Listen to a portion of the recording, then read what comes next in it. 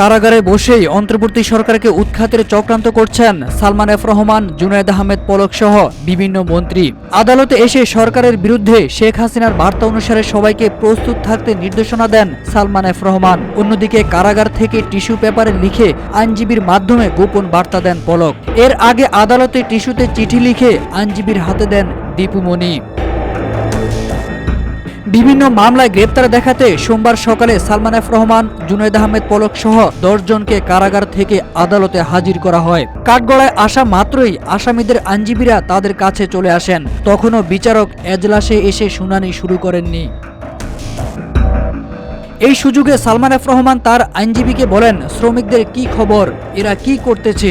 সরকার 40,000 শ্রমিকের চাকরি খেয়েছে, 10,000 শ্রমিক মাঠে নামলেই তো হয়। আমি চেয়েছিলাম কোম্পানিটা চালানো হোক। এই সময় সালমান এফ রহমান আইনজীবীদের কাছে দেশের পরিস্থিতি সম্পর্কে জানতে চাইলে তারা জানান, ইবতেদায়ী শিক্ষকদের মারধর করা হয়েছে। রাতে ঢাকা বিশ্ববিদ্যালয় ও ঢাকা কলেজের শিক্ষার্থীদের মধ্যে ধাওয়া পাল্টা ধাওয়া হয়েছে। শুনেছি 2 জন মারাও গেছে স্যার। এই সময় সালমান এফ রহমান মুচকি হেসে বলেন, নেত্রীর বার্তা অনুযায়ী সবাইকে রেডি থাকতে বলেন। তখনও বিচারক এজলাসে না থাকায় শুনানি শুরু হয়নি।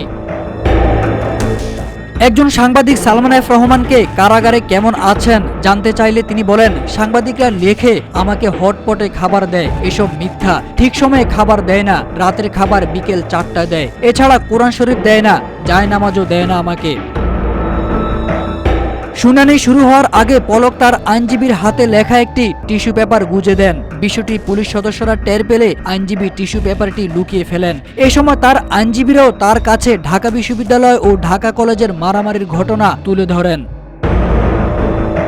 এদিকে রাশেদ খান মেনন তার আইনজীবীকে বলেন, আমার তো 17-18টা মামলা হয়ে গেছে মনে হয়। আইনজীবীরা জানান 21টা মামলা স্যার। তখনই মেননের ঘাড়ে হাত রেখে হাসানুল হক ইনু রসিকতা করে বলেন, আমার তো 40টা পার হয়েছে, আমার নামে 80টা না হলে হয় নাকি? পরক্ষণে মেনন আইনজীবীদের বলেন, পত্রিকায় তো আমাদের কোনো খবর দেখি না। তখন এক আইনজীবী উত্তরে বলেন, সব কন্ট্রোল করা হচ্ছে স্যার।